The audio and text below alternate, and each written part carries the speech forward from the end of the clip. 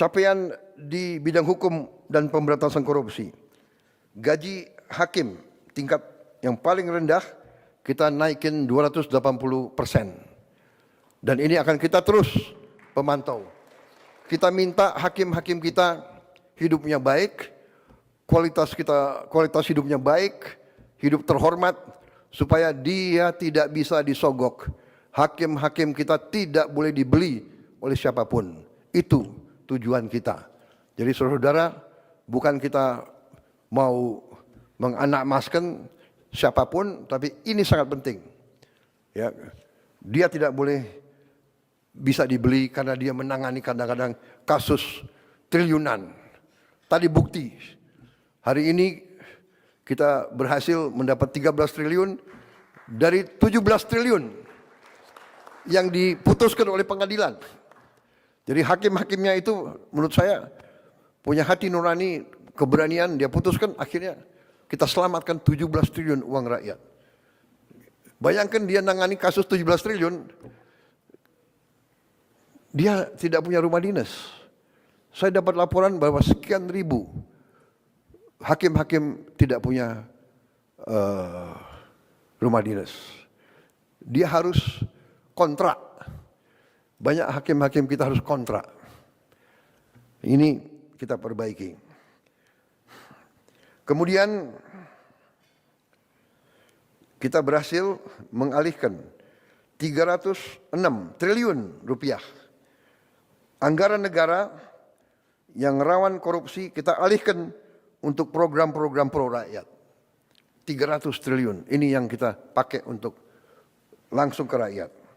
Kemudian kita bertekad tidak ada kasus-kasus korupsi yang tidak bisa diselidiki. Tidak ada, no more untouchable, nggak ada yang untouchable lagi. Saya terima kasih penegak hukum yang tegar meneruskan tugas yang mulia ini. Juga penegak hukum telah berhasil menyelamatkan lebih dari 1.000 triliun kerugian negara. Ini yang kita berhasil kita tegakkan. Lebih dari 4 juta hektar kebun kelapa sawit dalam kawasan hutan yang melanggar undang-undang dan melanggar hukum, ini kita kuasai kembali oleh rakyat, oleh negara. Juga lebih dari 100 triliun kerugian dari tambang ilegal berhasil kita hentikan. Terutama kemarin dari Bangka Belitung, kita tutup, sampan pun tidak bisa keluar membawa hasil selundupan. Saya dilaporkan yang terakhir itu 1 sampan, isinya timah, berhasil ditangkap oleh Angkatan Laut kita. Ini kita hentikan.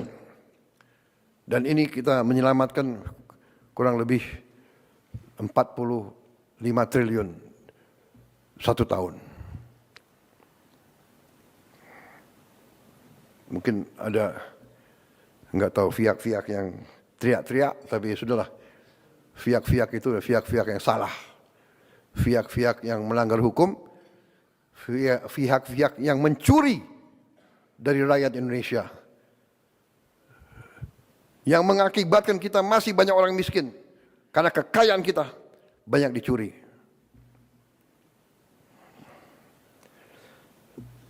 Saudara-saudara, di bidang pertahanan, keamanan, ketahanan, dan diplomasi, terus kita perkuat TNI dengan tambah batalion-batalion.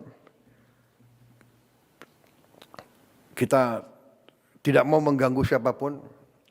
Tugas kita, tugas TNI hanya mempertahankan kedaulatan Indonesia. Tapi kita tidak boleh lugu, kita tidak boleh lengah.